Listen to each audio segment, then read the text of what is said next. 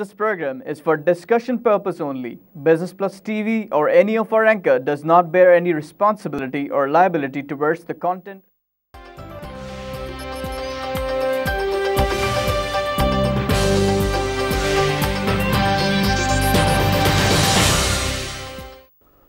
This is Business Plus broadcasting live from Karachi, Pakistan. You're watching PSX Hotline. I'm your host Tariq Khan Javed.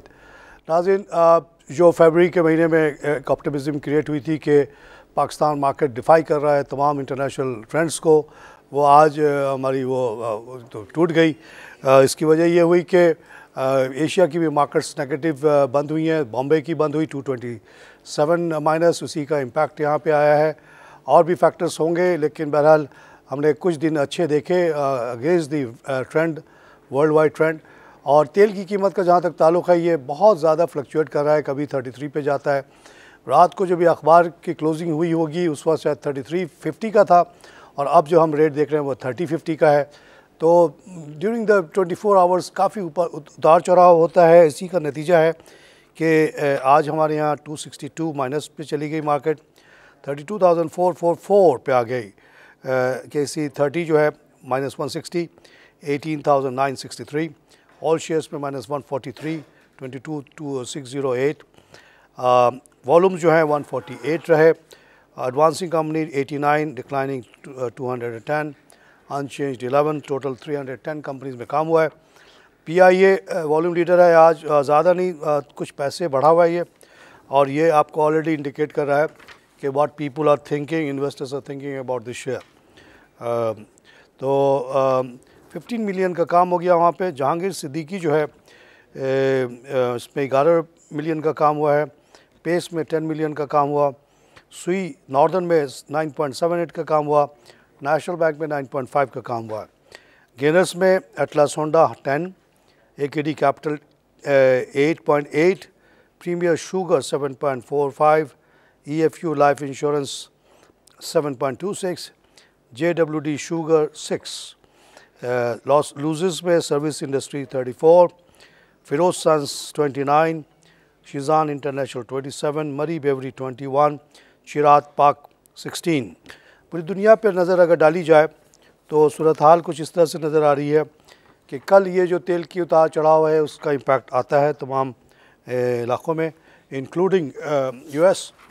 तो US में 178 का loss है हुआ, जो हमारे पास आखिरी फिगर है। Of course that's the closing figure, क्योंकि रात को 2 बजे बंद हो जाती है मार्केट। तो डाउ की जो फिगर आई है -178, नैस्डैक की 79, स्टैंडर्ड पुअर की -27।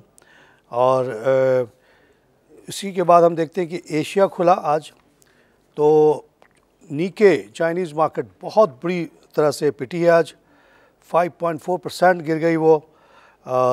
919 का लॉस उसमें दिखाया जा रहा है।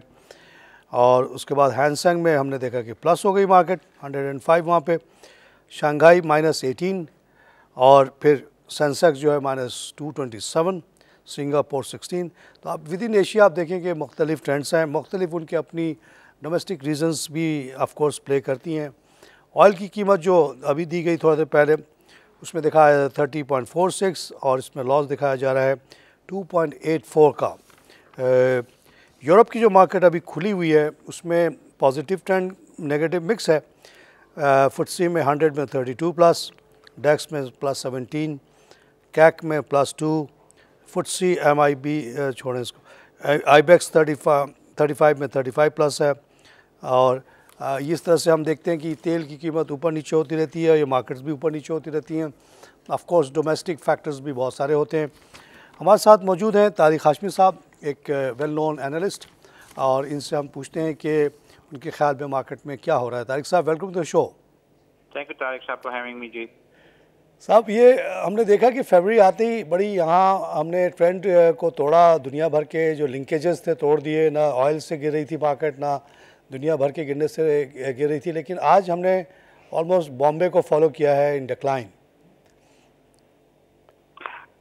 आई थिंक मोर तारिक साहब टेक्निकल रीजन हो सकती है। अगर आपको याद हो कि दिसंबर 31 को जो मार्केट क्लोज हुई थी वो तकरीबन 32,800 के करीब पे बंद हुई थी।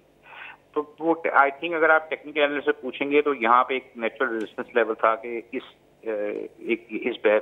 बैरियर एक बन जाता है कि मार्केट ने ब्रीच किया। आज भी मार्केट ने आई थिंक 32,717 या 18 पॉइंट का इन्होंने एक हाई बनाया था which was close to the December 31st closing. और हमने जिस तरह आपने जिक्र किया कि मार्केट ने आफ्टर ऑलमोस्ट 8-9% का डिक्लाइन लेने के बाद एक रिकवरी की साइकिल पे आए थे, तो ऐसी कोई परेशानी वाली बात नहीं है। आई थिंक एक थोड़ा टेक्निकली एक थोड़ा सा आपको मार्केट को ब्रीदर चाहिए था। अच्छा, कल भी जो थी फॉरेन सेलिंग ठीक ठाक थी 3.3 मिलियन की, आप समझते हैं कि आज भी ऐसी कुछ चला होगा? क्योंकि गोरे मुसलसल बेच रहे हैं, कोई लेटअप नहीं है इसमें। आई थिंक साहब अगर हम पिछले जो फाइनेंशियल ईयर क्लोज हुआ उसके भी पहले 6 महीने को देखें तो तकरीबन कुछ 63 मिलियन निकले थे, और सब्सिक्वेंट जो 6 महीने रहे उसमें हमने तकरीबन ऑलमोस्ट 3 टाइम्स तकरीबन 200 आई थिंक कुछ 40 मुझे एग्जैक्ट करनी कुछ 200-250 मिलियन जो थे हमने लास्ट 6 मंथ्स के अंदर हमने जुलाई टू दिसंबर में हमने निकलते देखा था। हम ये भी देख रहे हैं कि आई थिंक जनवरी के महीने से फिर भी जो आउटफ्लो जो है वो अभी भी एक अपना एक मोमेंटम मेंटेन किया हुआ है। एक आध दिन बीच में ऐसा आता है कि हम देखते हैं कि गोरे की सेलिंग जो है या फॉरेन इंस्टीट्यूट की सेलिंग जो है वो नहीं आती है, पर जनरली वो ट्रेंड अपनी जगह बरकरार है। लेकिन उसके बावजूद भी हमने देखा कि मार्केट को, जिस तरह आपने भी जिक्र किया कि मार्केट ने हमने कोई तकरीबन 30,000 का बैरियर हमने तोड़ते हुए देखा, पर वहां से मार्केट तकरीबन 32,000 के पास 32,700 तक वहां से वापस आई है। तो ये जो पीरियड में अगर आप देखें तो वो आपको जो फॉरेन सेलिंग है वो रही है मेंटेन, लेकिन उसके बावजूद मार्केट ने उसको सेलिंग को ऑब्जॉर्व करके मार्केट का लोकल सेंटिमेंट जो था उसने उसको डिसगार्ड किया और मार्केट जो एक बुलिश ट्रेंड बना के ऊपर आई। अच्छा, कुछ जो रिजल्ट्स आ रही हैं वो बड़ी अच्छी हैं। इत्तेफाक की बात है कि आज ही जैसे एग्रो फर्टिलाइज़र का रिज़ल्ट आया है 83% बेटर देन लास्ट टाइम। तो ये चीज़ें आप समझते हैं कि लोगों को इस पे ज़्यादा फोकस करना चाहिए कि individual performance of the companies instead of worrying about the overall world? देखिए, हमारा दुनिया की मार्केट के साथ हम अगर हम डेवलप्ड कंट्रीज की मार्केट में देखें तो उनका जो एक ट्रेड का एक सिलसिला है बाकी दुनिया के हिस्सों के साथ वो हमारे निस्बतन कुछ बहुत ज़्यादा है। हमारी मार्केट काफ़ी एक तो सर्टेन डिग्री आइसोलेशन में चलती है। जिस तरह आपने अभी आप एशियन मार्केट्स की या यूएस मार्केट का भी आप हवाला दे रहे थे कि वहाँ पे ऑयल की वजह से दूसरी चंद वजूहात की वजह से हमें देखा कि मार्केट में वहाँ बेरिश सेंटिमेंट था। लेकिन हमारी मार्केट में जब दूसरी मार्केट बेरिश थी और ऑयल की क्राइसिस के बाद से भी पिछले हफ्ते 10 दिन में हमने अपना एक पॉजिटिव ब्रेंड अपनी लोकल मार्केट में बनते हुए आके देखा।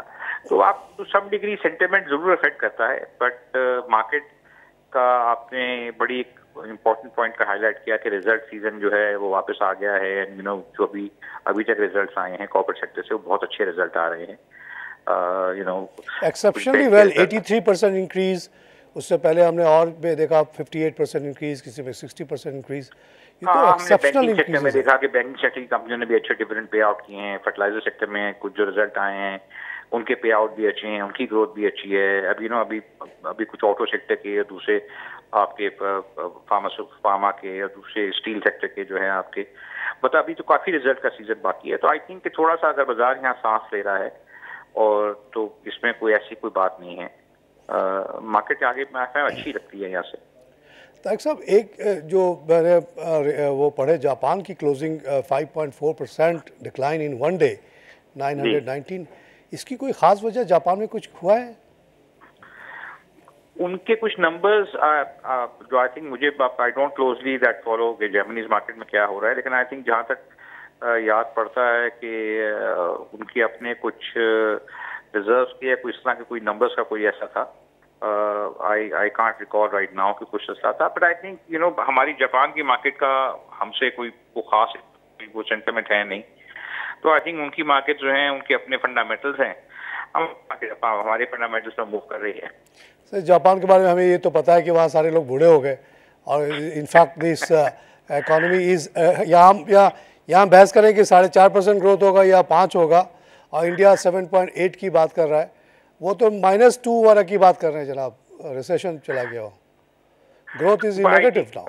I think apples and oranges के लिए I think हम अभी वो 5% के भी जो आप जिक्र कर रहे हैं, वो कहते हैं इट्स अ विश लिस्ट, ख्वाहिश तो हम 7% की भी कर सकते हैं, उस पर तो कोई पाबंदी नहीं है। आई थिंक देखना ये होगा कि जब फाइनेंशियल ईयर क्लोज होगा तो हमने उस जो ख्वाहिशात थी उसके निस्बतन हमने डिलीवर किया। तो आई थिंक हमारे challenges on a policy level अभी भी बहुत सारे हैं। बिल्कुल है, लेकिन एक जापानी अगर जब देखता है कि -2 है और यहाँ पे 4.5 भी है अगर, तो उसके लिए तो बहुत ही नहीं, उसके लिए बहुत तो है।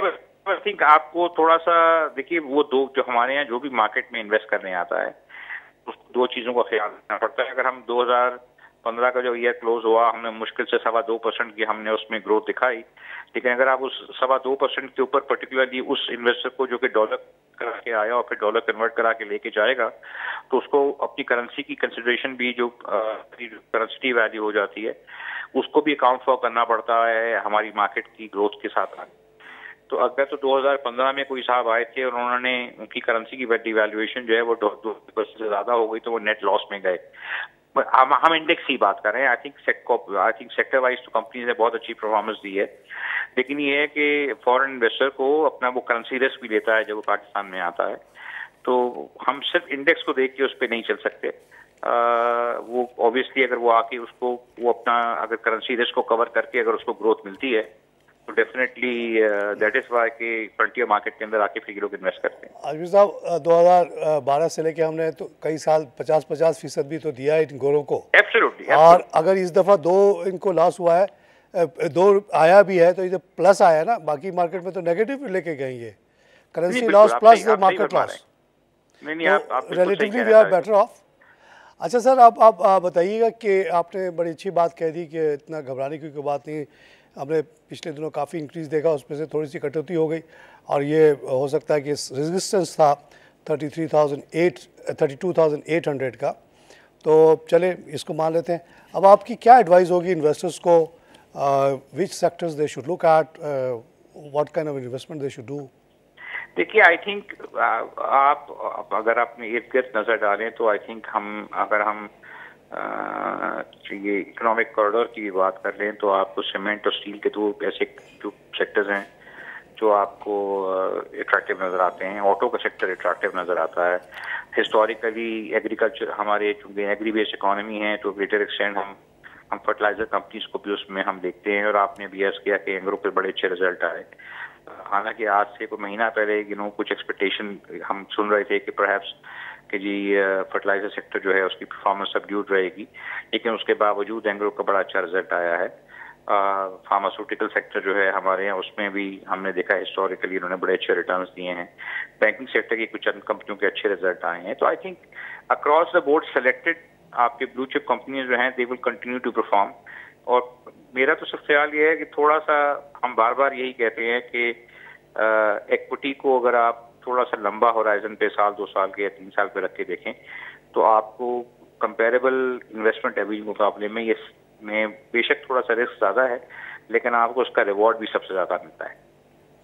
सही कह रहे हैं आप, बहुत खासा फ़र्क है, क्योंकि आजकल मनी मार्केट वाले में तो बहुत कम पैसे मिल रहे हैं, उस लिहाज से यहाँ बहुत अच्छे रिटर्न्स हैं। और लॉन्ग टर्म होराइजन में बहुत कम लोगों को लॉस करते हुए देखा इस मार्केट में, क्योंकि ये 10,000 से मार्केट बढ़ी और 32 पे आई है। तो जो कंसिस्टेंट है, जिसने बेचा उचा नहीं है, वो तो बहुत वेल ऑफ हो चुका है। 2 साल पहले तारिक साहब कथा कलामी, आज से तकरीबन कोई 10 या 12 साल पहले हमें इंडेक्स था, आई थिंक 2-2.5 हज़ार का इंडेक्स था। अगर हम जिस साल पाकिस्तान ने न्यूक्लियर एक्सप्लोजन किया था, तो हमने 1000 का फिगर भी टच नहीं किया था। तो अगर हम 2015 से भी ले लें या 2005 से भी ले लें, अगर आपको याद तो 2005 में क्राइसिस आई थी कि मार्केट ओवरहीट कर गई थी, तो उसके बावजूद market has delivered a huge, अगर आप 10 साल का इन्वेस्टमेंट होराइजन देखें तो मार्केट के रिटर्न जो हैं वो फिनोमिनल रहे हैं आके। तो आई थिंक इक्विटी मार्केट में जो भी अगर आप थोड़ा थोड़ा करके इन्वेस्ट करें over a longer period horizon, तो जिस तरह मैंने अर्ज किया कि इससे बेहतर रिटर्न शायद ही कोई कंपेरेबल इन्वेस्टमेंट रेवेन्यू ऑफर करता हो पाकिस्तान में। सर, आपकी प्रेजेंस का फ़ायदा उठाते हुए थोड़ी सी आपसे कमेंट्री ऑयल पे भी लेना चाहूँगा। अभी रिसेंट खबर आई है कि ईरान की जो एक्सपोर्ट ऑफ ऑयल है to Europe has reach 300,000 barrel.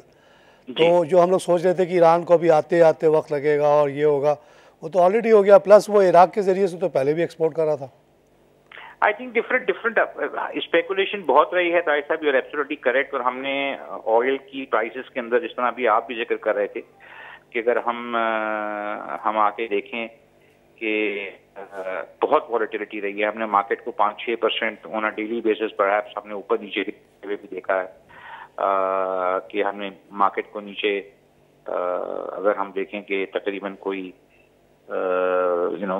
हम पीछे अगर चले जाएं 2016 का अगर आप साल देखें तो 2016 के साल में हमने मार्केट का जो हाई है काफ़ी उसको तकरीबन $38 से हमने को $27 के करीब भी हमने आते हुए देखा। और उसके बाद हम डेली मूवमेंट जो देखते हैं उसमें हम काफ़ी फ्लक्चुएशन देखते हैं। ईरान की सप्लाई साइड के ऊपर भी आप देख रहे हैं कि पहले ओपेक ने कहा था कि हम अपनी प्रोडक्शन को कम नहीं करेंगे, but I think since then Venezuela के साथ मिलके जो अभी रिसेंटली आपके ओपेक के सऊदी ऑयल मिनिस्टर जो हैं वो भी मिले हैं, दे आर कंसिडरिंग कि they are looking at stabilising the price. I think this volatility is hurting particularly the oil producers. Iran will definitely play a pivotal role now जब वो मार्केट में बहुत अरसे के बाद आया है। तो आई थिंक ये प्राइस का मसला होपफुली सेटल जल्द हो जाना चाहिए।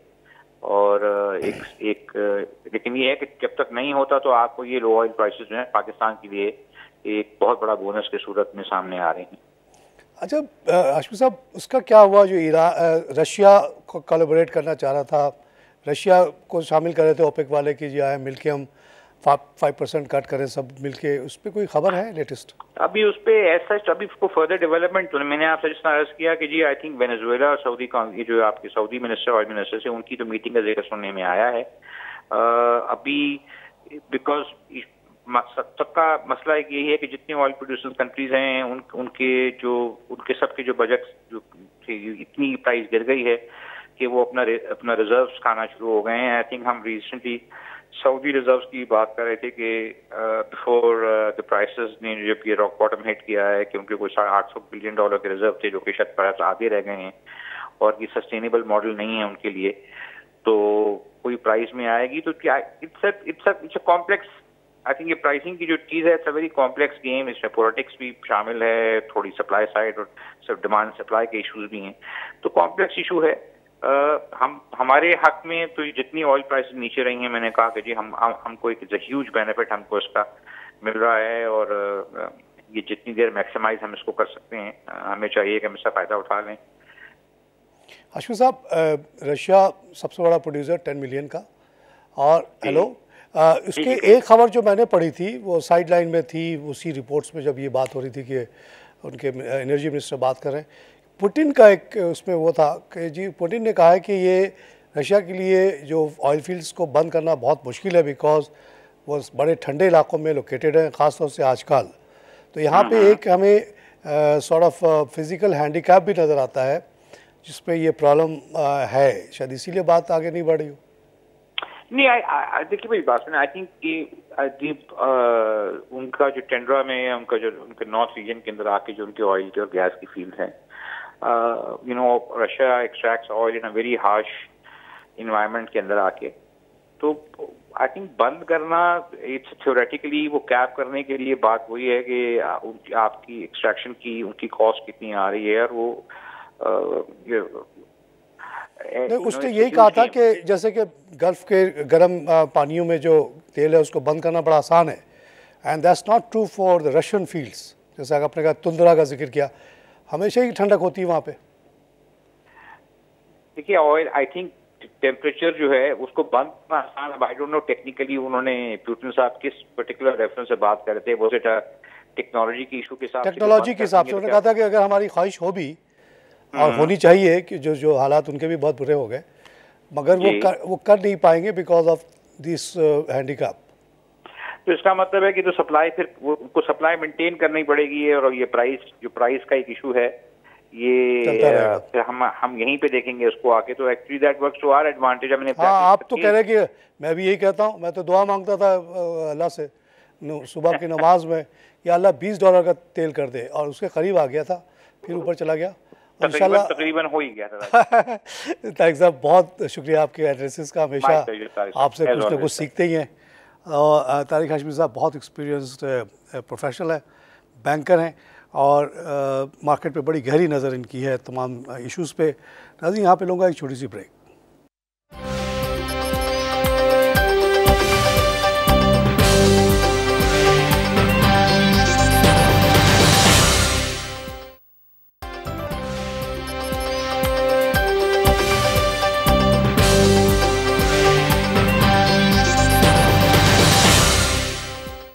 Welcome back to PSX hotline. नाज़रीन अभी आपने तारिक हाशमी साहब की बातें सुनी और वो यही कह रहे हैं कि अगर एक दिन की गिरावट है इस पर घबराना नहीं चाहिए आप लोगों को। आप रिज़ल्ट्स को देखें, अपनी कंपनीज़ को देखें। आज जैसे एग्रो फर्टिलाइज़र का बेहतरीन रिज़ल्ट आया, 83% इंक्रीज़।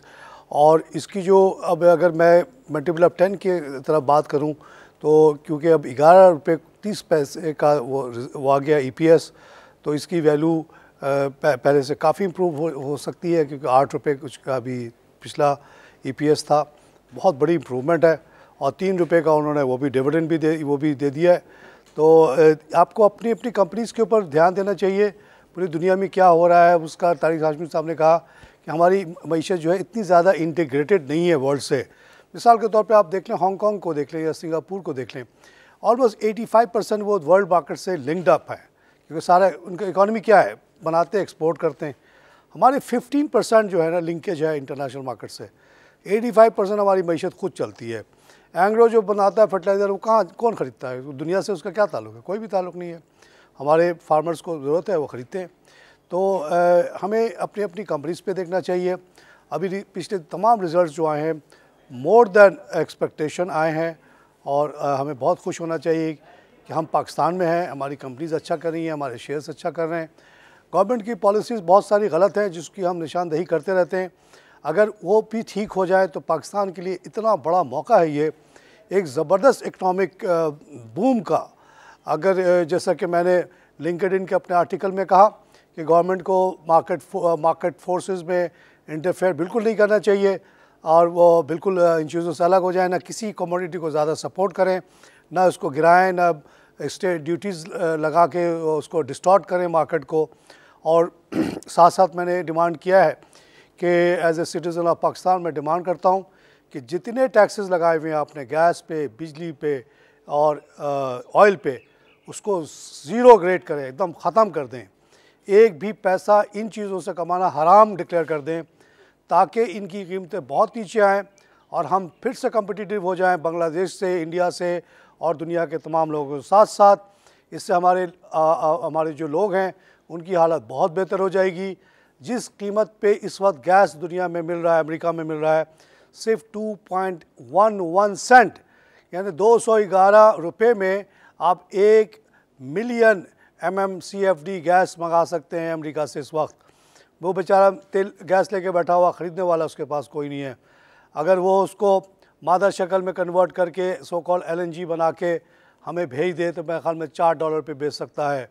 अभी हमने पहले कतर से लिया $8 में MMCFD LNG, अब हम $5 खाकानी साहब कह रहे हैं। शायद इसकी रिडक्शन की वजह यही है कि मैं आप लोगों को 6 महीने से कह रहा हूँ कि गवर्नमेंट को कोई भी लॉन्ग टर्म डील नहीं करनी चाहिए क्योंकि अब एक गैस एक्सचेंज बन चुका है और ऑस्ट्रेलिया में भी, वेस्टर्न ऑस्ट्रेलिया में बहुत बड़े पैमाने पे गैस डिस्कवर हुआ है, शेल गैस। साथ साथ अमेरिका में बेइंतहा है और वो लोग अब 19 बिलियन MMCFD गैस मार्केट में लेके आ रहे हैं मादा शक्ल में। बहुत जल्द आप देखेंगे ऑस्ट्रेलिया से लेके अमेरिका तक कश्तियाँ घूम रही होंगी। आप जिससे भी को बोले आ जाओ भाई यहाँ डाल दो हमारे पंप में, और वो पंप में डाल के चला जाएगा। उसको आपको सिर्फ गर्म करना है और गैस के लाइन में डालना है। तो बहुत जल्द गैस की availability at very cheap price बढ़ने वाली है, तो तमाम मईशत हमारी बहुत ज़बरदस्त बूस्ट कर सकती है। मैंने कल के लिंक्डइन आर्टिकल में ये भी लिखा कि आपने हमारी इतनी ज़्यादा महंगा गैस करके आपने जो है हमारी जो फर्टिलाइज़र इंडस्ट्री है उसको ख़त्म कर दिया, तबाह कर दिया।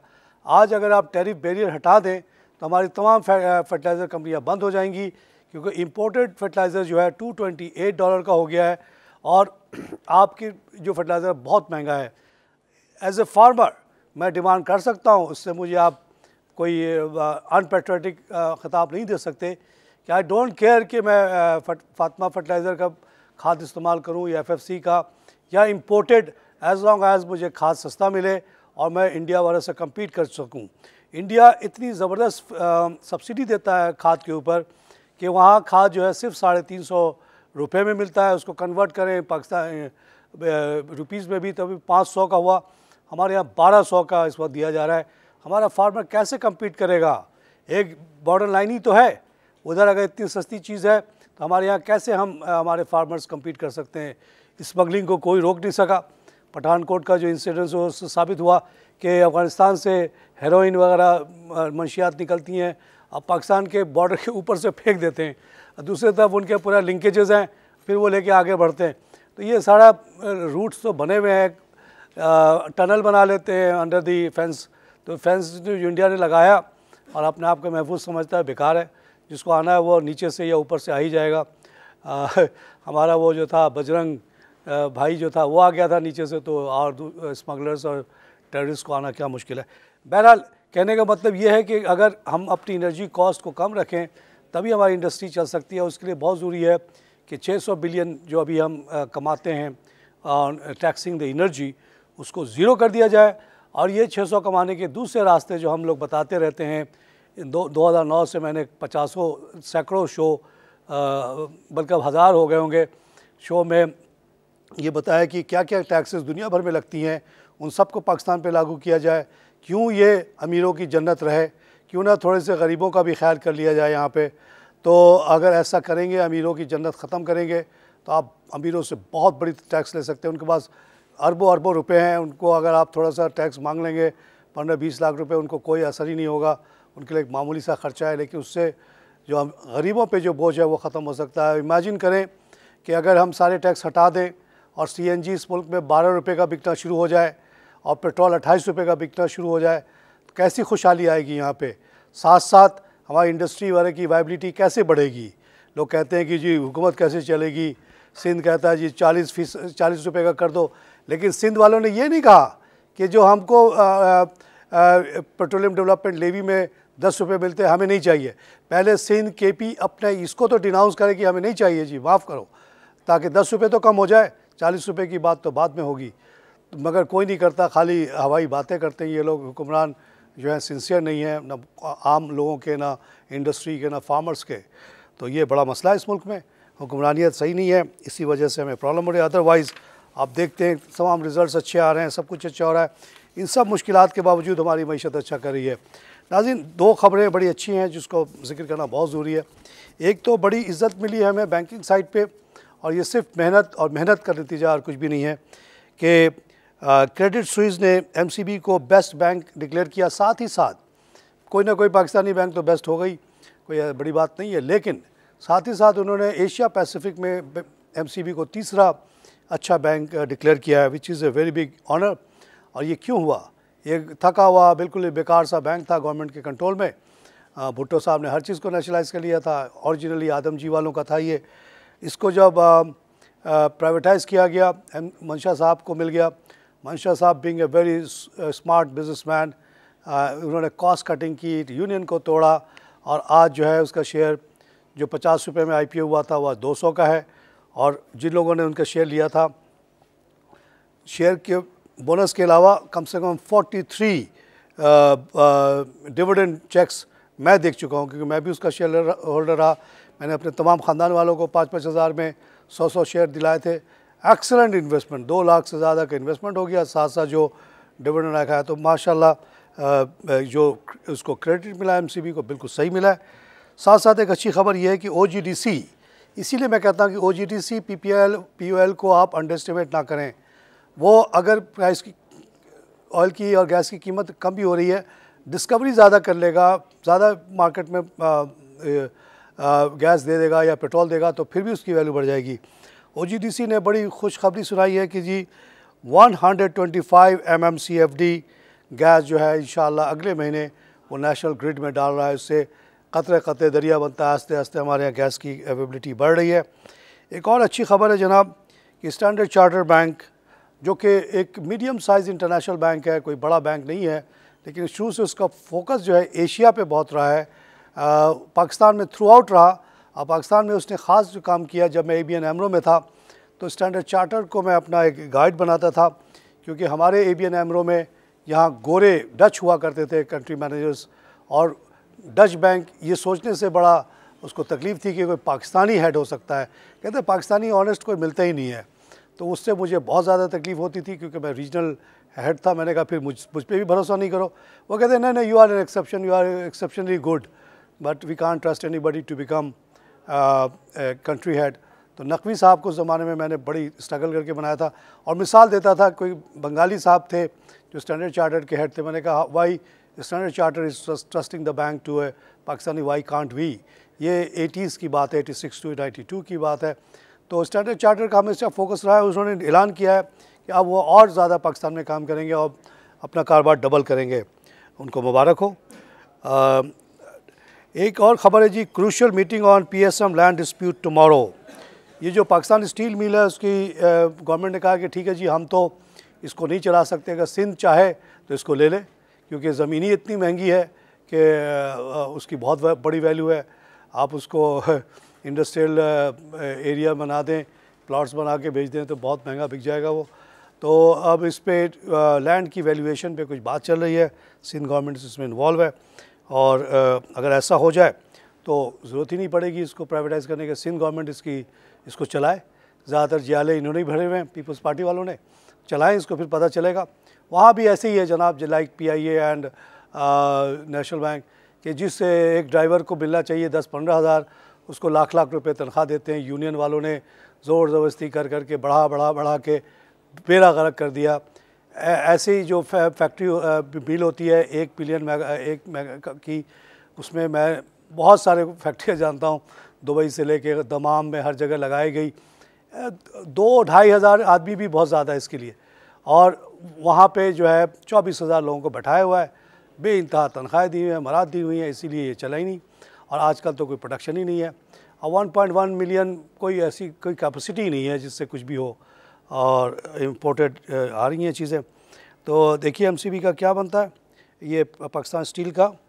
और एक और ख़बर अच्छी है आज की कि एग्रो फर्टिलाइज़र का मैं पहले ही बता चुका हूँ। एक और अच्छी खबर है, कराची इलेक्ट्रिसिटी और ट्राई स्टार पावर 110 मेगावाट का प्लांट लगा रहे हैं साइट में। ये कल हमने नोटिस देखा to the stock exchange from Tri Star की शेयर कल बड़े हाईलाइट हुए थे, लेकिन अफसोस होता है देख के कि सिर्फ 3 रुपये का वो शेयर है। आज भी शायद हाईलाइटेड नहीं है, हाँ है, सिर्फ 3.43 का शेयर है, ये सिर्फ 3 पैसे बढ़ा। तो ये जो इस तरह के IPPs लगे थे, चाहे वो जापान पावर हो, ट्राई स्टार हो, चाहे साउदर्न गैस, साउदर्न इलेक्ट्रिक, इन सब को गवर्नमेंट ने जुल्म करके जबर करके मार डाला। इनके जो ये बना के बेचते रहे, गवर्नमेंट ही को बेच सकते थे और कहीं बेच ही नहीं सकते थे। यही इसीलिए हम बिज़नेस मॉडल में कहते हैं कि अगर 1 बायर हो 1 सेलर हो तो it's a very risky model. They invested all their money in a very very risky business model, और उन्होंने सफ़र किया इनके शेयर होल्डर्स ने। तो गवर्नमेंट ने पैसे नहीं दिए, गवर्नमेंट को आप क्या कर सकते हैं, गवर्नमेंट तो बादशाह है, उसके ख़िलाफ़ ना कोर्ट कुछ कर सकता है ना कोई कुछ कर सकता है। और जब वो बंद हो गई lack of liquidity and working capital की वजह से, तो उनके ऊपर बेइंतहा उन्होंने पेनल्टी भी लगा दी कि जी आपने तो वादा किया था कि आप 150 प्रोड्यूस करोगे, आपने तो 150 प्रोड्यूस नहीं किया, इसलिए आपके ऊपर इतनी पेनल्टी। ओवरऑल सिचुएशन को नहीं देखा कि ये बंद हुई हमारी वजह से। अब एक मरे हुए को और मारो मारो मारो, ये हो गया शेयर कोई 1.5 रुपये का हो गया, कोई 2 का हो गया। बीच में बात चली जापान पावर को चलाने की और साउदर्न इलेक्ट्रिक को। अब खुद ही गवर्नमेंट के कुछ लोगों ने कहा कि भाई इसको चलाएं तो 300 मेगावाट आ जाएगा, लेकिन फिर ठंडे पड़ गए, मामला कुछ आगे नहीं बढ़ रहे। अब ट्राई स्टार वालों ने अपनी इनिशिएटिव की है कराची इलेक्ट्रिसिटी से मिल के कि वो बनाएंगे और साइट को देंगे, तो उससे शायद इनकी हालत कुछ बेहतर हो जाए। नाज़रीन, इसी के साथ प्रोग्राम ख़त्म करूँगा। खुदा हाफ़िज़।